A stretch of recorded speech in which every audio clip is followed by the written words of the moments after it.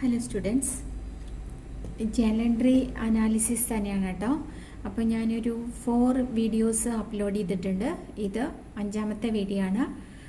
Base നന്നായി മനസ്സിലാവാൻ വേണ്ടിയിട്ടാണ്. അപ്പോൾ ഒരു വീഡിയോയിൽ പറഞ്ഞ എന്താ പറയുക എക്സ്പ്ലെയിൻ ചെയ്യുന്ന ജേണൽ എൻട്രി എല്ലാം അടുത്ത വീഡിയോയിൽ എക്സ്പ്ലെയിൻ ചെയ്യണേ. അപ്പോൾ എല്ലാവരും ഒന്ന് വീഡിയോസൊക്കെ ഒന്ന് കാണുക. ഇഷ്ടമായ ലൈക്കും ഷെയറും സബ്സ്ക്രൈബ് ചെയ്യാം. നിങ്ങളുടെ ഫ്രണ്ട്സിനൊക്കെ ഒന്ന് ഷെയർ ചെയ്ത് കൊടുക്കാം. അപ്പോൾ ആദ്യം അതിൻ്റെ ഇൻട്രഡക്ഷൻ ഒന്നുകൂടി പറയാണ്. അതായത് നമ്മുടെ അക്കൗണ്ടിങ്ങിലെ ബേസാണ്, സോഴ്സ് ഓഫ് ഡോക്യുമെൻ്റ് ആണ് അല്ലേ. അപ്പോൾ ഡോക്യുമെൻറ്റ്സ് എന്നാണ് നമ്മൾ ജേണൽ എഴുതുന്നത്. ആ ജേണൽ എഴുതുന്ന ആക്ടിവിറ്റിയാണ് നമ്മളിപ്പോൾ ഇവിടെ ചെയ്യുന്നത്. ജേണലിന് ലെഡ്ജറിന് trial balance, then financial statements അല്ലേ. അപ്പോൾ ആ 6 എലമെൻറ്റ്സ് ആണ് നമുക്ക് അക്കൗണ്ടിങ്ങിൽ വരുന്നത്. Asset, expense, liability, revenue and equity or capital. Equity എന്നോ പറയും, ക്യാപിറ്റൽ എന്നും പറയും. അസറ്റ് എപ്പോഴും ഡെബിറ്റ് ആയിരിക്കും കാണിക്കുക, എക്സ്പെൻസ് ഡെബിറ്റ് ആണ്. പിന്നെ ലയബിലിറ്റി ക്രെഡിറ്റ്, റവന്യൂ ക്രെഡിറ്റ്, പിന്നെ ഇക്വിറ്റി ക്രെഡിറ്റ്. പിന്നെ ഒന്നും കൂടി ഇതിൻ്റെ ഡ്രോയിങ്ങും ഡെബിറ്റ് ആണ്. അപ്പോൾ അങ്ങനെ 6 എലമെൻറ്റ്സ് ആണ് അക്കൗണ്ടിങ്ങിൽ വരുന്നത്. ഈ 6 എലമെൻറ്റ് വെച്ചിട്ടുള്ള കളികളാണ് നമ്മൾ എല്ലാ ട്രാൻസാക്ഷനിലും ചെയ്യുന്നത്. ട്രാൻസാക്ഷൻ എന്ത് ചെയ്യും? നമ്മൾ അനലൈസ് ചെയ്യും. അനലൈസ് ചെയ്തിട്ട് നമ്മൾ അതൊന്ന് കണ്ടുപിടിക്കും ഡെബിറ്റ് ഓർ ക്രെഡിറ്റ് എന്ന്. എന്നിട്ട് ഏതാന്ന് നമ്മൾ ജേണൽ എൻട്രിയിലേക്ക് പോവും. ആദ്യം അത് അനാലിസിസ് നടത്തും. 2 ആസ്പെക്റ്റ് ഏതാ നോക്കും. എന്നിട്ട് ഏതിന് ഡെബിറ്റ് കൊടുക്കണം, ഏതിന് ക്രെഡിറ്റ് കൊടുക്കണം എന്ന് നമ്മൾ മനസ്സിലാക്കും. എന്നിട്ട് നമ്മൾ ജേണൽ എൻട്രി എഴുതും. ആ സ്റ്റേജാണ് നമ്മൾ ഇതിൽ ചെയ്യുന്നത്. അപ്പോൾ നമുക്ക് ടോപ്പിക്ക് നോക്കാം അല്ലേ, ജേണൽ എൻട്രി നോക്കാം. ശ്രദ്ധിക്കുക. Boat plant and machinery from ₹1,50,000. Made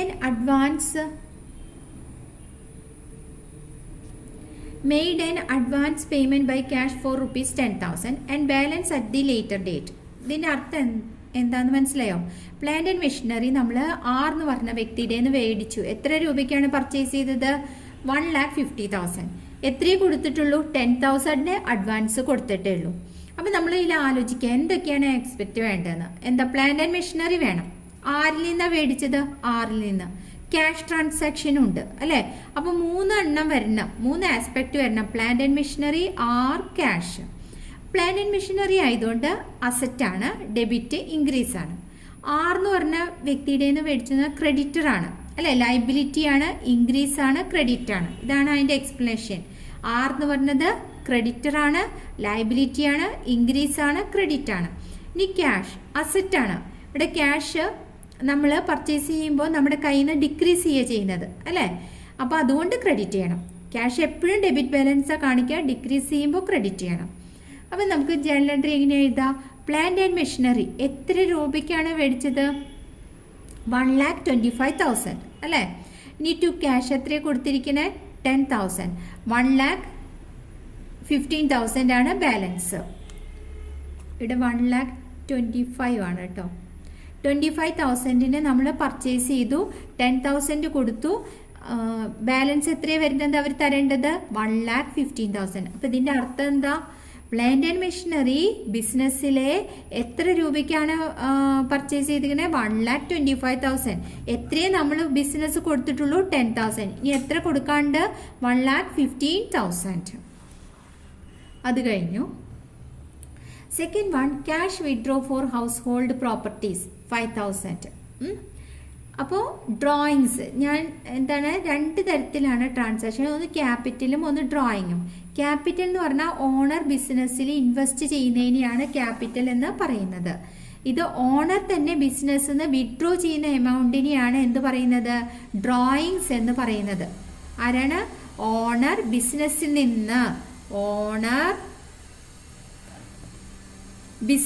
നിന്ന് വിഡ്രോ ചെയ്യുന്ന എമൗണ്ടിനെയാണ് എന്ത് പറയുന്നത്? ഡ്രോയിങ് എന്ന് പറയുന്നത്. അപ്പോൾ ഡ്രോയിങ് ഡെബിറ്റ് ആണ്.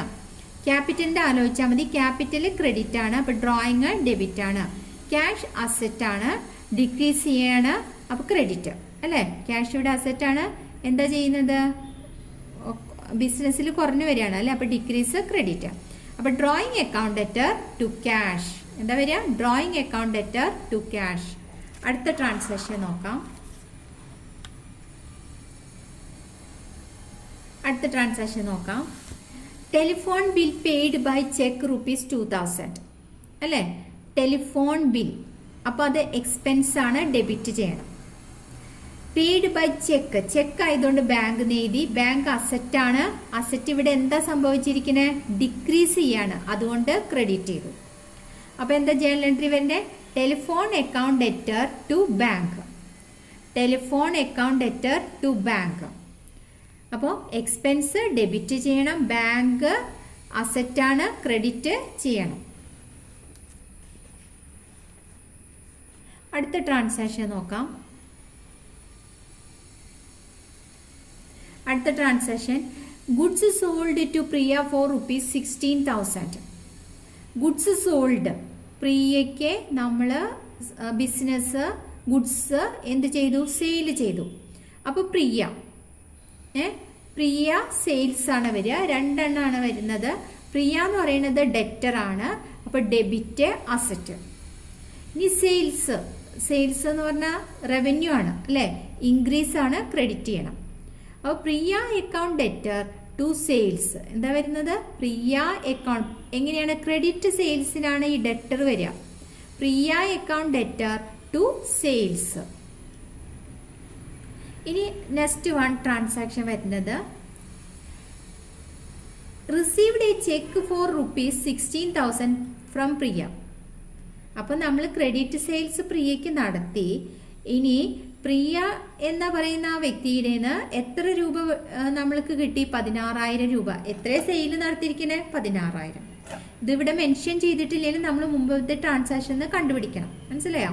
അപ്പോൾ ടു ആസ്പെക്റ്റ് ആണ്, ബാങ്കും പ്രിയയും. അപ്പോൾ ബാങ്ക് എന്ന് പറയുന്നത് അസറ്റ് ആണ്, ഡെബിറ്റ് ചെയ്യണം അല്ലേ? ഇനി പ്രിയ എന്ന് പറയുന്നത് എന്താണ്? ഇവിടെ ഡെറ്റർ ആണ്, ആ ഡെബിറ്റ് ആണ് നമ്മൾ കൊടുത്തിരിക്കുന്നത്. ഇനി പ്രിയയ്ക്ക് അവിടെ ഡെബിറ്റ് കൊടുക്കാൻ പറ്റില്ല, പ്രിയയുടെ എമൗണ്ട് കിട്ടി. അപ്പോൾ should be cancelled by credit. അതായത് പ്രിയ എന്ന് പറഞ്ഞ വ്യക്തി നമ്മുടെ ഡെറ്റർ ആണ്, നമുക്ക് രൂപ തരാനുണ്ട്. പക്ഷെ തന്നു കഴിഞ്ഞാൽ ആ പ്രിയയെ നമ്മൾ എന്ത് ചെയ്യണം? ക്യാൻസൽ ചെയ്യണം. അപ്പോൾ ബാങ്ക് അക്കൗണ്ട് ഡെറ്റർ ടു പ്രിയ എന്താ വരിക? ബാങ്ക് അക്കൗണ്ട് ഡെറ്റർ ടു പ്രിയ. എന്താ ട്രാൻസാക്ഷൻ? പ്രിയയിൽ നിന്ന് നമുക്ക് എമൗണ്ട് കിട്ടി. നമുക്ക് എന്ന് പറയുന്നത് ബിസിനസ് സൈഡിൽ നിന്നിട്ടാണല്ലോ നമ്മൾ ട്രാൻസാക്ഷൻ എഴുതുന്നത്.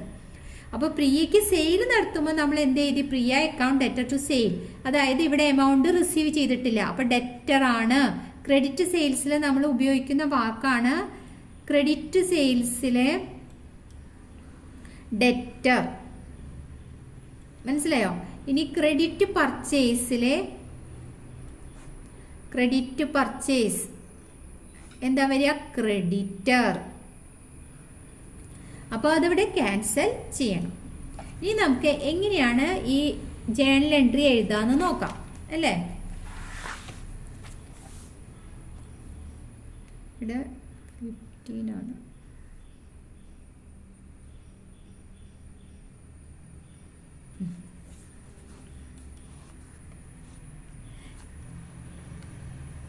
ഇനി എങ്ങനെയാണ് ജേണൽ എൻട്രി എഴുതാമെന്ന് നോക്കാം അല്ലേ?